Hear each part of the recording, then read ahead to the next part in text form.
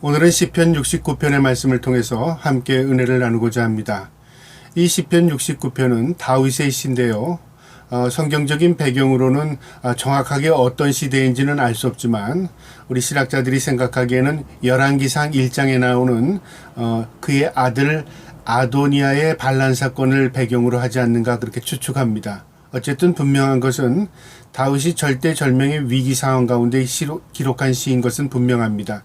이 시편의 흐름이 하나님께 간절히 간구하면서 자신의 생명을 보존할 뿐만 아니라 악인들을 멸해달라는 그 간곡한 하나님 앞에 간구를 볼 때에 다윗이 절대절명의 순간을 하나님께 간절히 바라면서 기록한 시가 아닌가 그렇게 추측이 됩니다.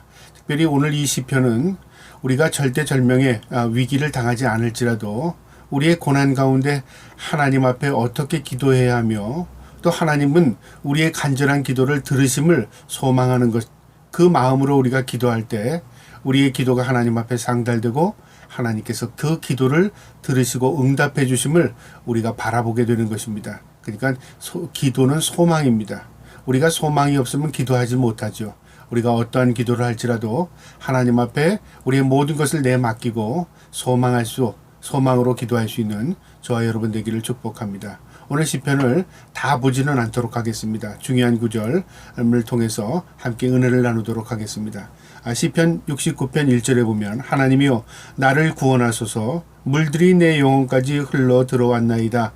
다윗은 하나님 앞에 자신의 영혼을 구원해 달라고 합니다. 그런데 여기서 말하는 영혼이라는 것은 생명을 의미합니다. 하나님 내 생명을 구원해 주세요. 그러니까 죽음의 위기를 지금 경험하는 겁니다. 그러면서 물이 내 영혼까지 흘러 들어왔답니다. 물이라는 것은 뭐냐면은 우리에게 축복이기도 되지만 때로는 그 물이 우리의 영혼을 또 죽일 수도 있습니다. 우리가 물이 넘치면 우리 가라앉습니다. 물이 차면 우리는 숨을 쉴 수 없습니다.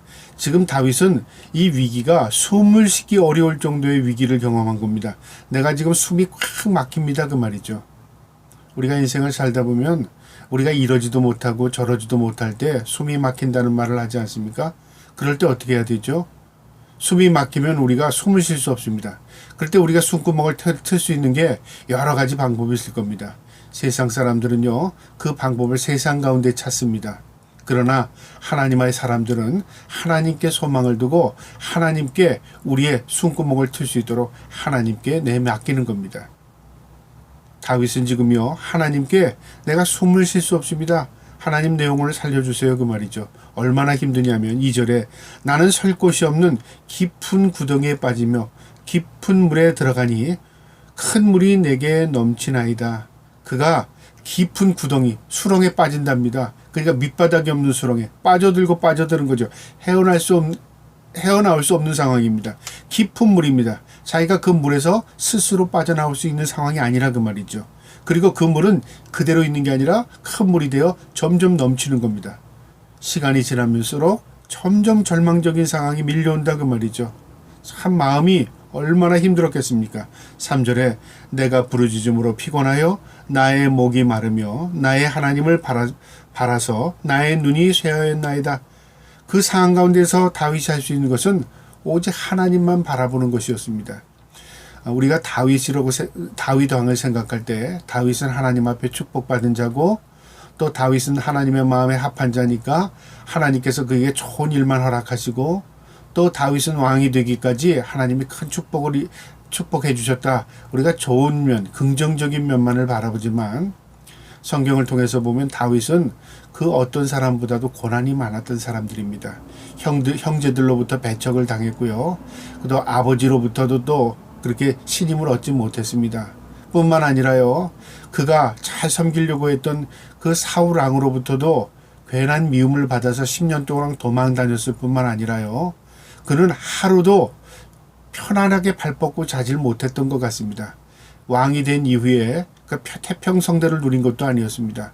그는 그 절대적인 하나님을 의지하면서 하루하루의 삶을 영위하면서요, 전쟁에 나가서 승리하는 것도 모두 하나님께 기도하고 하나님의 은혜를 덧입은 것이라고 고백하면서 시편을 기록해 나가는 것들을 우리가 성경을 통해서 보게 됩니다. 그 다윗의 인생을 보게 되면요, 먼저 사랑하는 아들이었던 압살롬이 자신의 왕위를 빼앗기 위해서 반란을 일으켰습니다.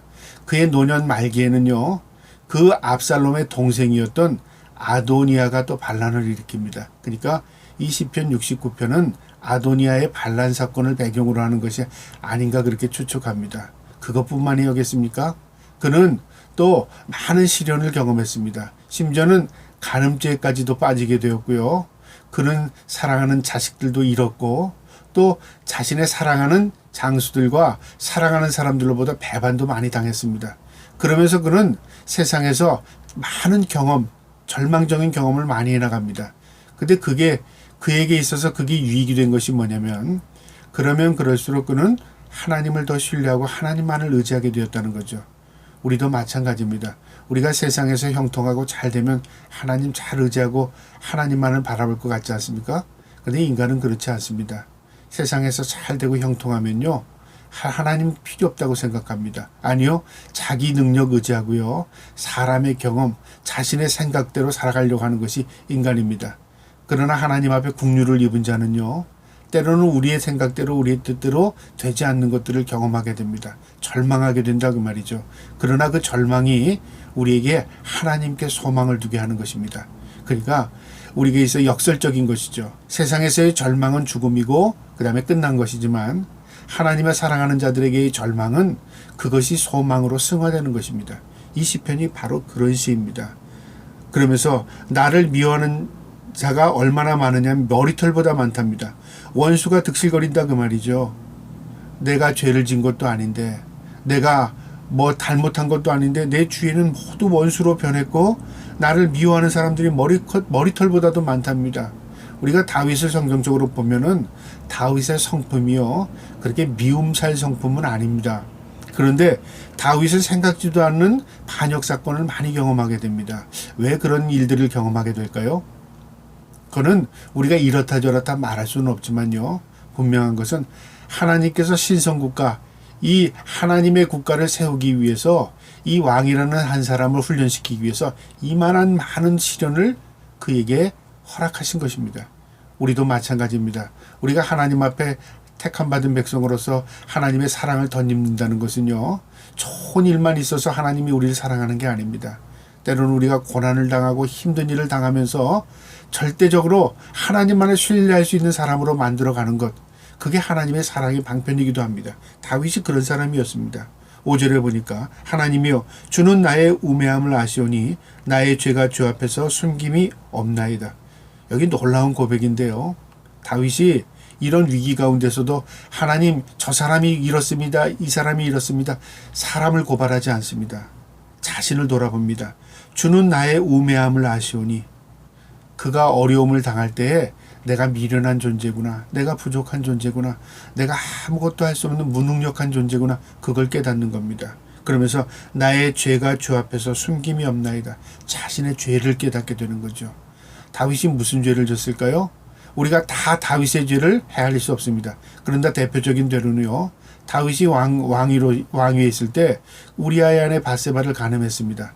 그리고 그 일을 숨기기 위해서 우리아를 최전선 전방에 내보내서 죽게 만듭니다. 그것뿐만 아니라 그 살인사건을 은폐하기 위해서 모두 입을 다물게 하고 그것을 다 덮어버렸습니다.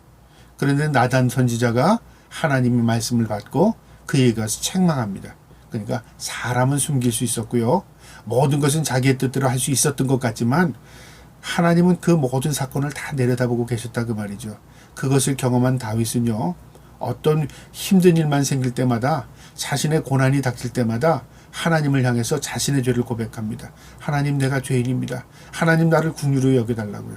그래서 죄가 있는 곳에 은혜가 있다는 말은요, 죄를 지었기 때문에 은혜를 덧입었다 그 말이 아니라, 죄를 지은 사람은 어떤 사건을 통해서 하나님 앞에 자신의 죄를 고백할 수 있는 은혜를 덧입는 겁니다. 그 고백하는 게 은혜입니다. 내가 죄인입니다 고백할 수 있는 게 은혜입니다. 다윗의 하나님께서 주신 은혜는요, 그 범죄 사건이 하나님 앞에 죄를 고백하는 은혜로 돌아온 겁니다. 그래서 성숙해지고, 그래서 정결해지고, 그래서 하나님에 대한 의식이 더 강해지는 것입니다. 6절에요. 만군의 여호와여, 주를 바라보는 자들이 나를 인하여 수치를 당하게 하지 마옵소서. 이스라엘의 하나님이여, 주를 찾는 자가 나로 말미암아 욕을 당하게 하지 마옵소서. 굉장히 성숙한 지금 고백인데요. 뭐라고 다윗은 고백하냐면 자신이 당하는 고난, 자신의 죄 때문입니다. 하나님 죄를 바라보게 하시고, 그 다음에 나 때문에 나를 돕는 자들이 수치당하지 않게 해주세요. 나를 돕고 하나님 앞에 사랑을 입은 자들이 욕되게 하지 말게 해주세요. 그 말이죠. 한마디로 말하면 나 때문에 내 사랑하는 가족들, 내 사랑하는 동료들 하나님 같이 미움받지 않게 해주시고, 내 죄 때문에, 내 잘못 때문에 다른 하나님의 사랑하는 하나님의 백성들이 수치를 당하지 않게 해주세요. 그 말이죠. 나로 인하여 나와 함께하는 자들이 욕되지 않고, 나로 인하여 나를 사랑하고 하나님을 섬기는 자들이 수치당하지 않게 해주세요. 그 말입니다. 우리 같으면 어떻게 할까요? 다른 사람 돌아보지 못할 겁니다. 하나님, 내 문제입니다. 이거 문제 해결해 주세요. 나만 바라보잖아요. 근데 다윗은 성숙해진 겁니다. 어떤 성숙을 이루냐면, 나 때문에 나를 사랑하는 자, 하나님 앞에 사랑하는 입은 자들이 나 때문에 그들이 수치당하지 않게 하시고, 나 때문에 그들이 곤욕당하지 않게 해주세요. 그 말이죠. 그러니까 미안한 마음, 죄송한 마음, 하나님 앞에 부끄러운 마음으로 지금 그가 고백하는 겁니다. 하나님이 그 기도를 들으셨을까요? 들어주십니다. 왜요? 하나님께서 하나님의 사랑하는 자들의 마음 가운데는요, 하나님의 마음과 공유하는 마음을 갖게 되는 겁니다. 이 마음은 하나님의 마음이기도 한 겁니다. 7절에 내가 주를 위하여 비방을 받았사오니 수치가 나의 얼굴에 덮었나이다. 내가 주를 위하여, 내가 주의 뜻대로 살려고 했지만 수치당했습니다. 내가 주의 뜻대로 살려고 했지만 비방당했습니다. 어떻게 하겠습니까? 그 말이죠. 어떻게 할 수 있는 방법이 없다. 그 말이죠.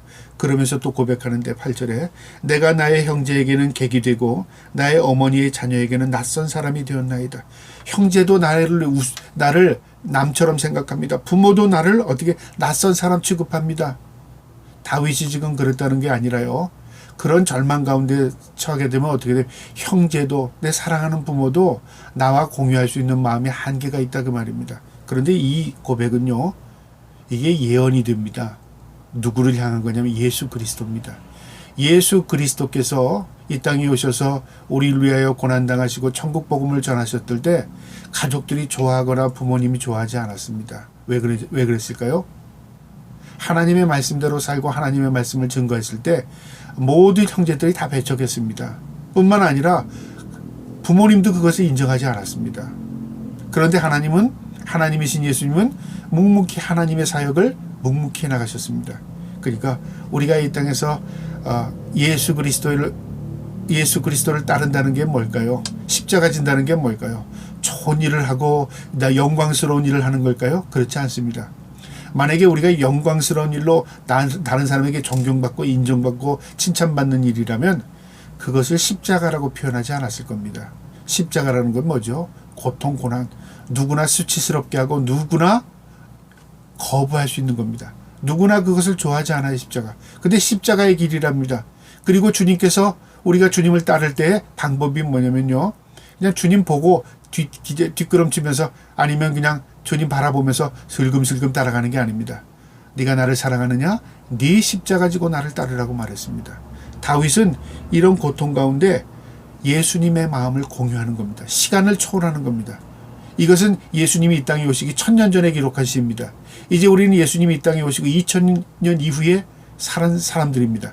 그런데 3000년을 초월하면서 공유할 수 있는 것은 뭐냐면요, 예수 그리스도의 마음을 깨닫는 겁니다. 무엇을 통해서요? 고난이라는 하나의 도구를 통해서. 그래서 고난이 나를 만드는 겁니다.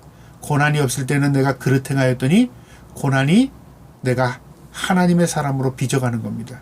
시편에 119편에 그런 고백이 나옵니다. 10절에요. 내가 곡하고 금식하였더니 그것이 도리어 나의 욕이 되었으며, 내가 너무 어렵고 힘들 때 하나님 앞에 눈물을 흘리면서 금식하며 기도했는데 그게 욕이 됐답니다. 왜 그럴까요? 세상이 그렇다는 거죠. 그래, 기도해봐라. 그 문제가 해결되나? 너 기도하는 사람인데 그게 너 우리보다 더 못하잖아. 네가 예수 잘 믿었으면 그런 꼴이 되겠어? 우리 세상의 기준으로는 그렇습니다. 예수 믿으면 잘 먹고 잘 살아야 되고, 예수 믿으면 남보다 더 나아야 되고, 예수 믿으면 뭐 복을 더 많이 받은 걸 보여줘야 된다고 생각하는 것이죠. 그건 성경적이라고 말할 수 없습니다. 성경적이라는 것은요, 우리가 이 땅에 살면서 세상 사람들과 똑같이 같은 환경에서도요, 그 상황을 초월하는 마음으로 살아가는 겁니다. 세상 사람들의 그 마음을 똑같은 마음으로 예수 믿어서는 우리가 하나님의 사람이라고 할 수 없습니다. 지금 다윗은요, 고통 가운데 세상 사람들이 그랬을 거예요. 저 하나님 앞에 벌 받는 거야. 저 봐라. 자식들이 저 반란을 일으키지. 저 봐라. 지난번에도 그러더니 이번에도 또 그러네. 옛날에 죄 때문에 그럴까. 사람들이 수근수근 거리지 않았겠습니까? 그러니까 하나님 앞에 금식하고 기도해도 자기에게 욕으로 돌아오는 겁니다. 11절에 이렇게 또 고백합니다. 내가 굵은 배로 내 옷을 삼았더니 내가 그들의 말거리가 되었더라. 너무 고통스러워서 금식하고 기도할 뿐만 아니라 아예 왕복을 벗고 굵은 배옷을 입었답니다. 그러니까 초라한 모습으로 하나님 내 모습을 보시고도 불쌍히 여겨달라고. 그래서 구약에서는 자신의 머리에 재를 뿌리기도 했습니다.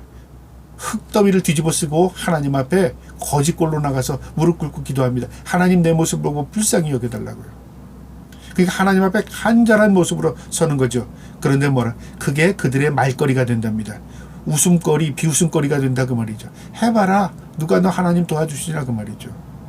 우리가 그럴 때 어떤 생각을 해요? 어떤 사람은 내가 하나님 없이 살 수 없습니다. 더 하나님께 나가는 사람이 있고요. 내가 이렇게 했는데 하나님이 나를 도와주시잖아. 절망하고 믿음을 포기하는 사람이 있을 수 있다 그 말이죠. 그래서 우리의 믿음이 한계를 넘었으면요, 그 다음엔 성숙의 단계로 들어가면서 더 무르익게 되지만, 한계를 넘지 못하면 거기서 또 좌절하고 거기서 절망하고 그러다 보면 제자리가 오르면 계속합니다.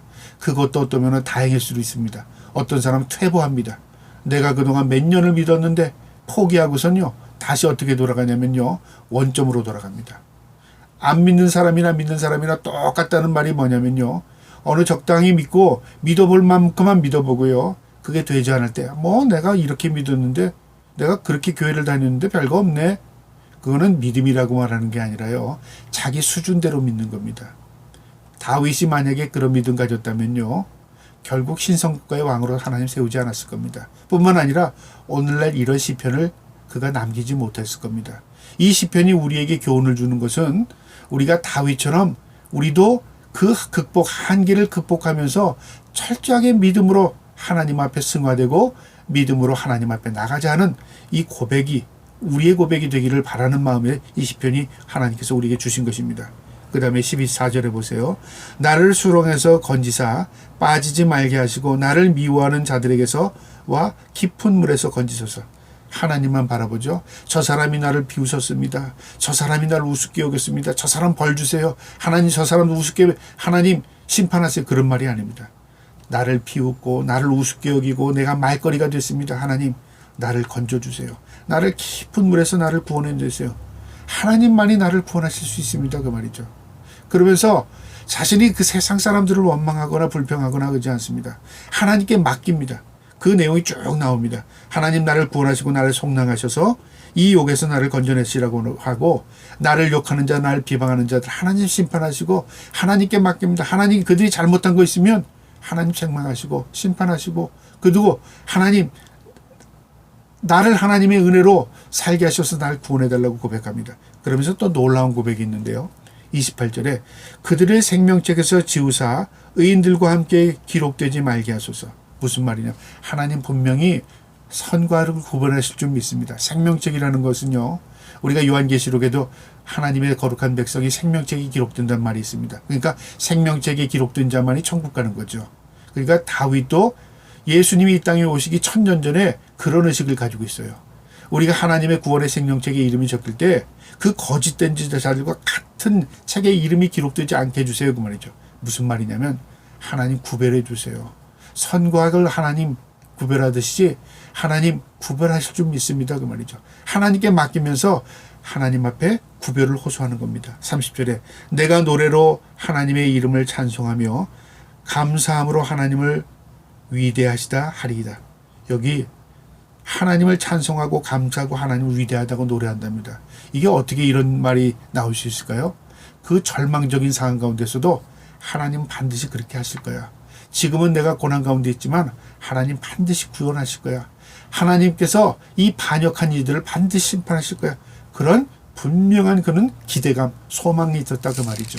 그 다음 넘어가면 33절에 여호와는 궁핍한 자의 소리를 들으시며 자기로 말미암아 갇힌 자를 멸시하지 아니하시나니 하나님을 의지하거나 하나님을 찾는 자들은 결코 망하지 않는다 그 말이죠. 그런 믿음으로 지금 이 시를 고백한 겁니다. 35절에 하나님의 시온을 구원하시고 유다 성읍들을 건설하시리니 우리가 거기서 살며 소유를 삼으리로다. 그건 뭐라고 말하냐면 자기는 지금 반란 사건에 의해서 지금 어떻게 됐죠? 그 왕위가 위태롭습니다.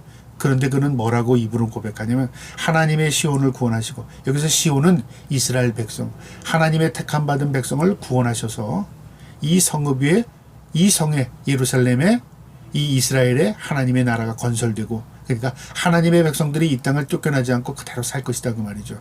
그리고 어떻게 해요? 하나님의 소유로 삼을 것이다. 거기에 살며 소유로 삼으리라. 하나님의 나라가 이 땅에 왕성하게 형성될 것이다. 하나님께서 이 나라를 지키실 것이다 그 말이죠. 그러니까 믿음의 고백입니다. 36절 마지막 절에 그의 종들의 후손이 또한 그를 상속하고 그의 후손들, 그들의 종들이 다 그 땅을 후손들이 다 차지하고 살 것이다. 그의 이름을 사랑하는 자가 그 중에서 살리로다.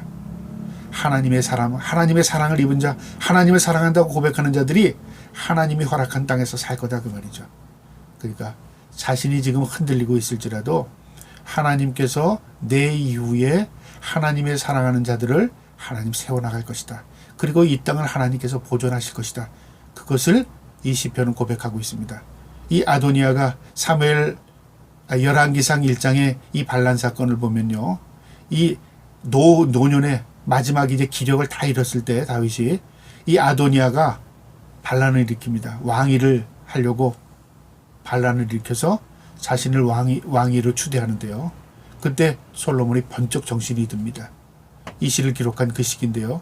그리고 솔로몬에게 기름을 부어 왕을 세우라고 합니다. 그러니까 이 사건이 오히려 전화위복이 돼서요. 만약에 다윗이 이 사건이 아니었다면 어떻게 됐을까요? 뭐 죽으면 알아서 그 다음에 솔로몬이 왕이 되든 누가 왕이 되겠지. 뭐 자연스럽게 됐다면 아도니아가 아마 왕이 되었을 겁니다. 그런데 다윗이 말년에 정신이 번쩍 든 거예요. 아하, 내가 하나님의 뜻을 묻지 않았구나. 하나님께서 하나님이 원하시는 말을 이 신성국가의 왕으로 세워야지. 하나님께 기도하지 않았겠습니까? 하나님께서 솔로몬을 기름 부라고 하나님께서 다윗에게 가르쳐 준 거예요. 그래서 다윗이 그 막내 아들이던 솔로몬에게 기름을 붓게 합니다. 그리고 왕을 세웁니다. 아도니아가 반란이 실패됐어요. 그리고 왕위를 어린 솔로몬이 그 왕위를 계승해 나갑니다. 그러니까 인간의 욕심, 욕망이 세상을 지배하는 게 아니라요, 하나님의 뜻과 섭리가 세상을 지배해 나갑니다. 우리가 하나님의 뜻과 섭리에게 세상을 맡기면 하나님은 하나님의 거룩하심으로 세상을 이끌어 가십니다. 그러니까 기독교인이 해야 할 일, 우리가 나라를 위해서 무엇을 해야 되죠? 나라를 위해서 기도해야 합니다. 세상에 되어지는 일들이 현재 눈으로 본다고 우리가 이렇게 될 거라고 예측해서는 그것이 맞지 않습니다. 무엇이 진짜냐면 우리가 하나님의 백성들이 모여서 한 마음으로 하나님께 나라를 두고 이 나라를 위해서 기도하면 하나님께서 이 나라를 하나님의 뜻 가운데 아름답게 세우시는 것입니다. 마지막 때 하나님께서 이 땅의 사람들을 통해서 땅끝까지 복음을 전하는 일에 귀하게 쓰임받을 수 있는 나라 될 수 있기를 간절히 기도하는 마음으로요, 한 마음으로 나라를 위해서 기도할 수 있는 저와 여러분 되기를 주님의 이름으로 축복합니다. 아멘.